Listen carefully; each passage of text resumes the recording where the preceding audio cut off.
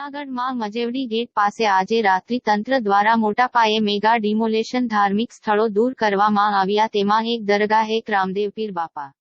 મંદિર એક જલારામ બાપા મંદિર તેમ મળીને 3 ધાર્મિક સ્થળો રાત્રિ સમયે મોટા પાયે ધાર્મિક સ્થળો દૂર કરવા આવ્યા રિપોર્ટર લખનભાઈ રાંડા।